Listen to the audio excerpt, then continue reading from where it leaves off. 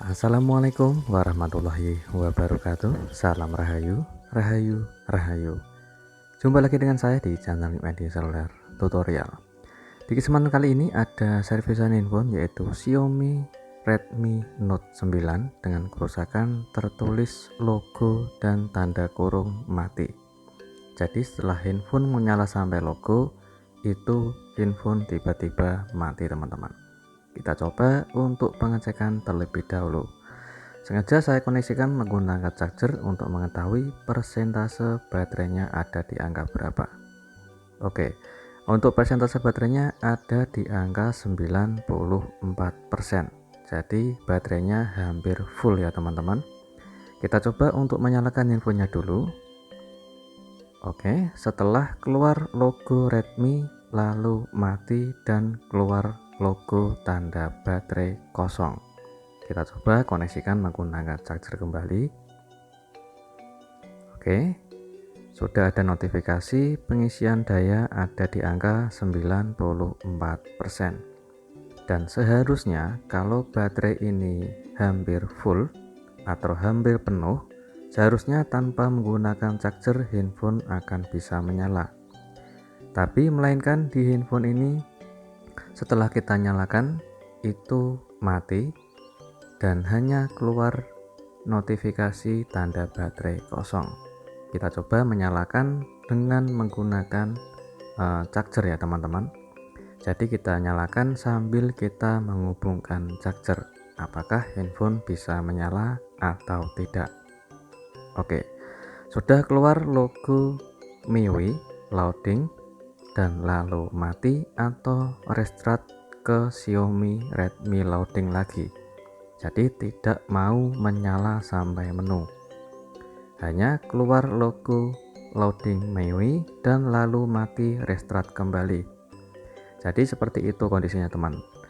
Jadi untuk handphone ini banyak kendala yang sempat viral dengan kerusakan sering restart atau sering mati sendiri. Biasanya disebabkan oleh kebanyakan kerusakan di bagian IC RF. Namun sebelum kita mengerjakan IC RF, seperti awal tadi kita harus cek terlebih dahulu. Karena sebelum handphone restart, itu menandakan handphone mati dulu, lalu keluar notifikasi baterai kosong. Oke. Kita bongkar dulu infonya untuk pengecekan lebih dalam, dan untuk membongkar di bagian backdoornya harus hati-hati khususnya di bagian fleksibel sidik jari agar tidak putus. Oke, kita akan buka untuk di bagian penutup mesinnya setelah kita membuka di bagian backdoornya. Untuk infonya itu masih segel ya teman-teman, kelihatan jelas. Kita coba simpan dulu segelnya tanpa merusak segel. Dan selanjutnya kita buka skrup dan membuka di bagian penutup mesin. Oke, kita buka dulu untuk di bagian soket konektor baterainya, dan kita buka soket fleksibel mainboard dan juga fleksibel LCD. Dan lalu kita pasang kembali untuk fleksibel mainboard, fleksibel LCD dan juga fleksibel baterai. Untuk di bagian soket konektor charger sengaja saya cek dulu, itu kondisinya masih bersih, tidak ada korosi. Dan setelah saya pasang kembali baterai, fleksibel LCD dan juga fleksibel mainboard, handphonenya restart terus. Jadi tidak seperti awal tadi, handphone setelah mati keluar notifikasi tanda baterai kosong. Setelah saya cabut baterainya dan saya cabut untuk fleksibel lainnya, itu kondisinya berbeda teman-teman. Hanya restart dan mati seperti restart ulang. Kita coba untuk mengerjakan di bagian ini dulu sebelum kita melangkah di bagian IC RF. Oke, kita buka untuk di bagian stiker pelindung baterai, yaitu untuk melihat di bagian kondisi bagian fleksibel atau papan fleksibel baterainya. Yang saya tunjuk itu adalah fuse atau sekring yang biasanya menyebabkan handphone sering restart. Tapi untuk di bagian kendalanya bukan semata-mata hanya kerusakan yang keseringan viral ya teman-teman, yaitu kerusakan pada IC RF. Namun alangkah baiknya apabila kita belum punya stok baterai, jadi alangkah baiknya kita coba untuk mengerjakan di bagian fuse atau sekringnya dulu. Kecuali kalau kita ada stok baterai, kita bisa mengecek menggunakan baterai dulu atau menggunakan baterai yang lain. Kalau menggunakan baterai yang lain, handphone bisa menyala otomatis baterainya yang bermasalah atau sekring atau fuse yang bermasalah. Kecuali kalau untuk menggunakan baterai yang lain tetap responnya sama, sering restart, hanya logo lalu mati dan restart terus, itu biasanya ada kendala lain seperti yang kerusakan viral yaitu IC RF.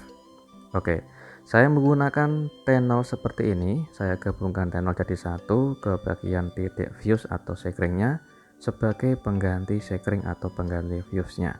Kalian bisa menggunakan teknik jumper atau menggunakan kawat jumper, ataupun jika ada stok kita bisa mengganti fuse atau sekringnya. Oke, kita coba untuk rakit kembali setelah kita kerjakan seperti ini. Ini adalah alternatif awal ya teman-teman, sebelum kita eksekusi ke bagian kerusakan yang lain. Karena seperti awal tadi sudah kita cek sebelumnya, jadi lebih positif dan agak ada keringanan jika sudah kita cek lebih detail. Kecuali tanpa kita cek lebih detail, asal eksekusi nanti bisa menyebabkan kerusakan atau perbaikan yang tidak sesuai teman-teman. Oke, setelah kita pasang untuk sekring menggunakan teknik jumper, yaitu untuk perbaikan sekringnya, baterainya atau persentase baterainya berubah teman-teman. Setelah saya koneksikan menggunakan charger, baterainya ada di angka 67%. Beda sama awalnya yang tadi, itu baterainya hampir full yaitu di angka 94%. Kita coba menyalakan tanpa menggunakan koneksi charger. Apakah handphone sudah bisa loading atau kembali restart? Oke, masih loading, kita tunggu sebentar. Sudah loading di MIUI dan alhamdulillah handphone sudah bisa menyala tanpa menggunakan charger ya teman-teman. Kita cek lebih detail lagi untuk mengetahui apakah handphone ini sudah normal atau belum. Oke, jadi sebelum kita rakit ulang, kita cek lebih detail lagi, yaitu menggunakan kartu SIM card. Ini tujuannya untuk mengetahui kekuatan handphonenya setelah kita kerjakan sekring atau fuse-nya. Biasanya kalau kita pasang kartu SIM card atau intinya terhubung sama internet, apabila kita menggunakan kartu kuota data atau menyambungkan internet menggunakan WiFi, itu biasanya kendalanya kalau restart kembali itu terjadi pada besar kemungkinan kerusakan yang lagi viral seperti IC RF. Oke, ini saya kasih kartu SIM sudah keluar sinyal, namun kita coba untuk pasang kembali di bagian backdoornya, karena untuk penguat sinyalnya terdapat di bagian backdoor ya teman-teman. Jadi agar sinyalnya terlihat full, kita pasang backdoornya dulu. Oke, kita presisikan backdoornya dan sudah kelihatan untuk notifikasi sinyalnya full 4G ya teman-teman. Kedua SIM sudah kebaca dan kita coba untuk cek lebih detail, yaitu menggunakan salah satu aplikasi untuk membuka salah satu video di YouTube. Apakah handphone setelah kita koneksikan menggunakan internet dan kita putar salah satu video di YouTube, handphone kembali restart atau tidak tanpa kita menggunakan charger.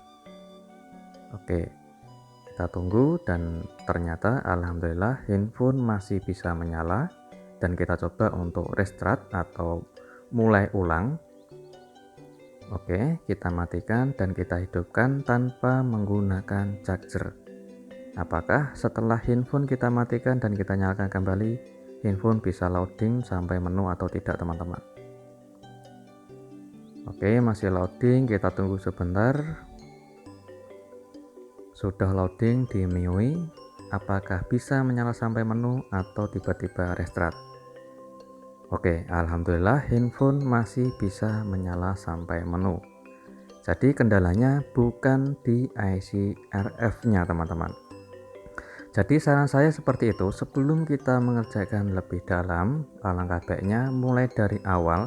Sebelum kita eksekusi harus dicek lebih dulu agar tidak salah pengerjaan ya teman-teman. Oke, kita pastikan untuk menggunakan kuota data internet bisa berfungsi dengan normal dan tidak restart atau tidak mati kembali infonya. Kita coba kondisikan menggunakan charger ada di angka 66% dan support isi daya cepat atau fast charging. Jadi sudah sukses untuk pengerjaannya. Alhamdulillah untuk persentase baterainya sudah nambah di angka 71%. Jadi alhamdulillah tanpa harus kita mengerjakan di IC RF atau kerusakan bukan di bagian IC RF, namun kerusakan hanya di bagian sekring atau fuse-nya. Dan baterainya pun masih menggunakan originalnya tanpa harus kita mengganti baterai yang baru. Alhamdulillah masih bisa berfungsi dengan normal dan masih support fast charging. Jadi intinya untuk pengerjaan di bagian fuse atau sekring itu hanyalah penghubung di bagian ground pada baterai teman-teman. Jadi tanpa menggunakan fuse pun dengan cara kita jumper ataupun kita kepengen tahan lama awet bisa menggunakan teknik seperti tadi, yaitu menggunakan tenol untuk menghubungkan titik dari jalur fuse atau sekringnya. Oke, setelah kita kerjakan, kita coba untuk rakit kembali. Karena sebelum kita serahkan ke pemilik handphone, kita pastikan harus benar-benar handphone normal 100% teman-teman. Oke, kita pasang backdoornya dan kita akan coba untuk selesaikan pekerjaannya. Setelah kita rakit kembali semua, jangan lupa untuk kita pasang segelnya dan kita pasang backdoornya, lalu kita coba menggunakan kartu SIM card. Oke, kita nyalakan handphonenya lagi tanpa menggunakan charger. Apakah handphone restart lagi atau mati lagi atau bisa loading sampai menu. Oke, cukup lumayan lama. Kita coba untuk tunggu dulu loadingnya. Oke, sudah loading di MIUI. Apakah bisa menyala sampai menu? Dan alhamdulillah sudah bisa menyala sampai menu tanpa menggunakan charger. Sudah sukses untuk pengerjaannya. Kita cek ulang lagi, yaitu menggunakan kuota data kita aktifkan. Oke, setelah data internet kita aktifkan, kita coba untuk putar video salah satu di YouTube. Apakah handphone tiba-tiba mati atau restart lagi atau tidak. Kalau restart lagi atau mati lagi, sering mati menggunakan kuota data internet atau menghubungkan data internet itu handphone tiba-tiba mati dan restart, otomatis ada kerusakan lain, yaitu mungkin besar kemungkinan ada kerusakan di bagian IC RF ataupun komponen di sekitar IC RF-nya. Oke, saya menggunakan panggilan kartu SIM bisa berfungsi dengan normal dan kuota datanya pun bisa berfungsi dengan normal. Semoga bermanfaat dan jumpa lagi di tutorial berikutnya. Assalamualaikum warahmatullahi wabarakatuh. Salam Rahayu, Rahayu, Rahayu.